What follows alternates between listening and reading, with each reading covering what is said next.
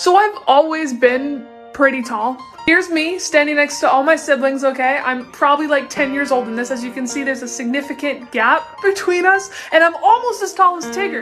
5th grade, I was like 5'4", 5'6", okay? About a foot taller than the average 10-year-old, and then I hit middle school, and I shot up to 6 feet.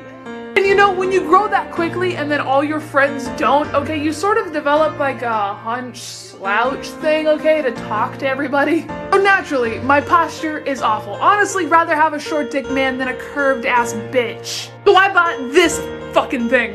No. So it's a back brace thing that's supposed to keep your posture in line, because I feel like whenever I try to do this naturally, I just feel like I'm overcompensating. But with this thing, you know, I feel like this could work. This is my normal, holy shit, and now with the brace. Kind of better. Say it takes about a week of wearing it for the muscle memory to kick in and you just start standing up straight, so I'll see you guys in a week. Ugh, I keep sweating through all of my shirts like I put deodorant on every morning. What is going on? Not all deodorants are antiperspirants. Some are just made for smell, and you really should be putting it on at night. At night? Dude, I've had the hiccups for like 3 days now. No shit. Plug your ears. Why? And drink this. What? Drink this.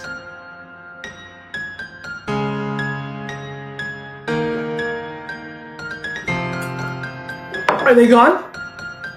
Okay, I want to talk to them about it, like I really do, but I don't think I can without crying. Well, I mean, you can practice forcing yourself not to cry. You just have to focus on your breathing and blinking, and if worse comes to worse, you can just pinch the bridge of your nose and it'll block your tear ducts. Why hasn't anybody told me this before? There's some things you can do with your body after you die that seem way cooler than just being put into a box into the ground. Guess this famous song. For just $250, you can get your ashes put into tattooing for somebody else to get you in their body. You can also get put into a firework for about $1,000. I considered this one for a long time until I realized that everybody on the ground watching would just be like, inhaling me. You can get yourself turned into a diamond for just $3,000. Or for $4,000, a vinyl record and just become like the most ultimate playlist. For about $5,000, you can become a coral reef and grow into a thriving ecosystem for a community down below the sea. For just $10,000, they can put your body inside one of these tree pods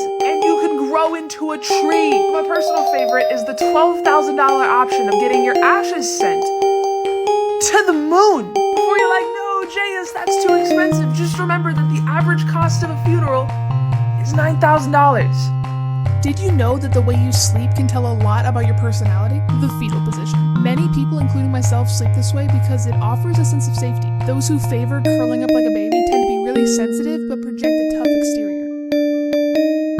The log. Sleep specialists say that if this is your favorite way to sleep, you're probably really easygoing, social, and relatively trusting of others. The yearner. This is similar to log sleepers in the sense that you have a really open nature, but you're more cynical and not as gullible. The soldier. If you sleep on your back with your arms to your sides, you're more likely to wake up refreshed. You hold yourself to high standards, and when asked, you probably say that you sleep this way due to medical benefits. Guess this famous song. The free faller. This is the worst position to sleep in, but if you prefer it, you're more likely bold and highly sociable, but you don't have the thickest skin when it comes to taking criticism. The starfish. You're known to be more selfless, even though everybody kind of thinks you're a bed hug. I am completely out of flannels, but I still wanted to make part 4 of psychology facts that I know work because I use them. If you're walking and you're in a hurry, just stare straight ahead at where you're going. People will get out of your way. I use this trick when I'm running around campus on my Heelys. I just stare straight ahead, not making eye contact with anybody, and it works. If you're in the middle of a conversation with somebody and you hand them something, they're gonna take it, and it's super funny because they don't realize it. Same with the other way. If they have something in their hand and you stick out your hand, they're gonna give it to you and not know why. Smiling can literally change your life. Smile at the bartender, you're gonna get a drink faster. Smile at your coworker, they're more likely gonna take that shift trade request. Smile at your kids, they're gonna feel loved. Smile at your partner, they're gonna wonder what they did to make you so happy. Smile at me, I'm gonna smile back. Smile at everyone you meet. Do you know this song? Smile in the song? mirror sometimes and you're gonna feel better. By the way, it blows my mind how many of you guys enjoy these videos, so I mean, as long as you guys keep watching and keep liking them, I'm gonna keep making them. Psychology tricks that I know work because I use them, part 3. If you look or stare at somebody's lips in conversation, it's going to make them think that you're interested in them.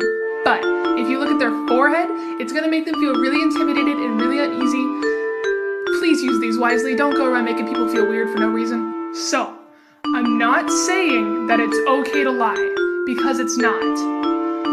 But if you ever need somebody to believe a lie that you're trying to tell them, go ahead and slip in an embarrassing detail about yourself.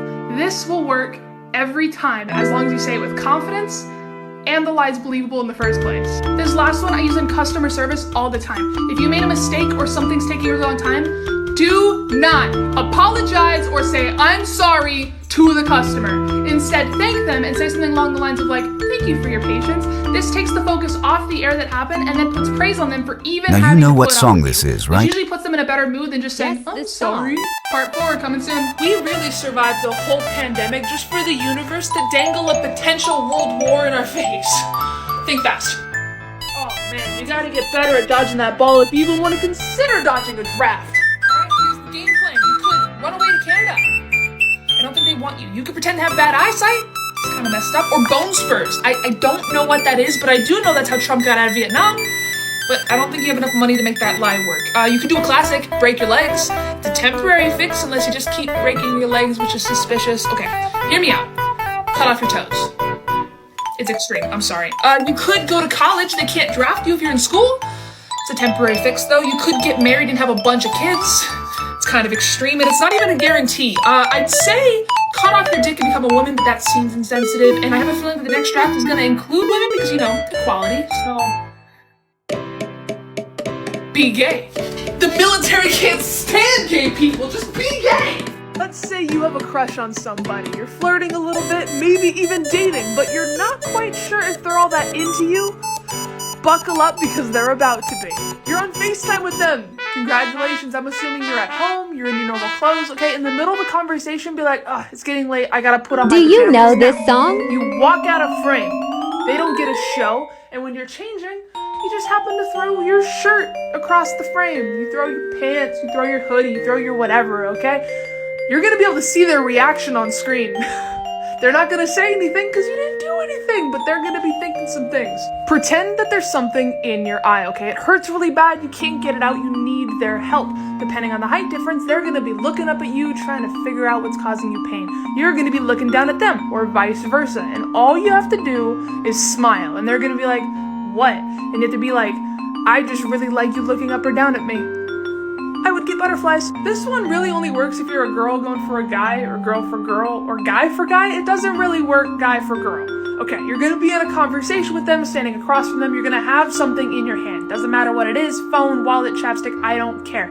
You're going to accidentally drop it.